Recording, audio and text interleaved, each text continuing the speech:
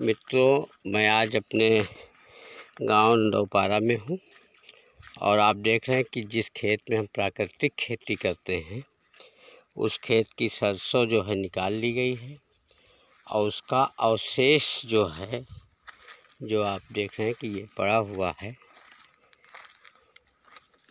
ये इसको हम जो है लोग क्या काम करते हैं कि जला देते हैं, लेकिन हम ऐसा नहीं करेंगे। इस अवशेष को हम ह्यूमस बढ़े, कार्बन बढ़े खेतों में, इसी खेतों में डालेंगे।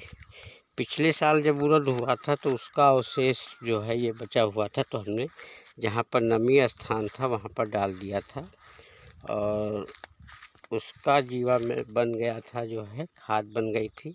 फिर उसको हमने खेत में वापस किया था। आप देखेंगे हमारे खेत में जो है वो तमाम गौ माताएँ जो है विचरण कर रही हैं, चल रही हैं। जो पृथ्वी माता को जो है जितना हम उनसे लेते हैं वो वापस करना चाहिए। तो दो प्रकार से, एक तो अवशेष जो डाल दिया जाए डायरेक्ट, दूसरा जो है जानवर जो हमारी गौ माता है उसको खा लें और उसको गोबर के रूप में जो है हमारे खेतों में वो आ जाए। कुल मिलाकर के हमको रासायनिक खाद से बचना है। तो हम इस पर जीवामृत डालेंगे। देखिए ये जीवामृत है जो कल्चर हम झांसी से जो है जिला कृषि विश्वविद्यालय से लाए थे। इस पर भी डाल दीजिए और उस पर भी डाल दें, उस पर ज़्यादा ठीक देना। हाँ, ये पूरा फैला दो।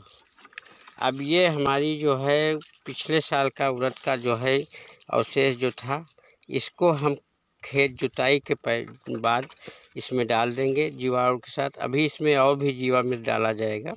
लगभग ये हमारा आधा एकड़ का खेत है, इस हिसाब से 10 लीटर जीवामृत हम मिला करके, ये घन जीवामृत जिसको कहते हैं, गोबर की में मिला करके बनाया है, उसको इसमें मिला करके इसमें डालेंगे। ये हमारी फसल का ये भी अवशेष है, इसको भी हम इसी तरीके से अपने खेतों में ही डालेंगे। ये हमारे महोगनी के पेड़ लगे हैं, जैसा कि हमने पिछली बार बताया था कि मानव प्रकृति की, ईश्वर की सबसे उत्तम रचना और अंतिम रचना है, लेकिन मानव अपने स्वभाव से चूकता नहीं है और पेड़ों को, उसको ये नहीं पता कि खेत में कितना पेड़ महत्वपूर्ण हैं और पेड़ों को उसने काट दिया। देखिए ये तोड़ा हुआ पेड़ है, ये तोड़ा हुआ पेड़ है। अब गर्मी पड़ेगी, ये नहीं समझ पाते हैं कि गर्मी पड़ेगी जो है उसमें जो है खेत में सीधी धूप खेतों में लगेगी, जिससे खेत के जीवांश कार्बन जो है वो बढ़ जाएंगे। और दूसरा ये कि जैसे आदमी खेत में आता है, अब कहाँ बैठेगा, धूप लगेगी उसको, इसके लिए भी पेड़ आवश्यक है। लेकिन आदमी की फितूर में ये आ गया है कि पेड़ छाया देते हैं, तमाम कीड़ा मारने की दवा भी डाल देते हैं लोग, लेकिन इनको ये नहीं पता कि अगर पेड़ होंगे तो उस पर जो है तमाम चिड़िया बैठेंगी, चिड़िया उन कीड़ों को खा जाएंगी और प्राकृतिक रूप से जो है उनको उसका फ़ायदा मिलेगा। आज हम मिलवाएंगे आपको बाबा से, जो हमारे बाबा भी लगते हैं, हम उम्र के भी हैं और जिनकी खाद से हम इस खेत को करते रहें।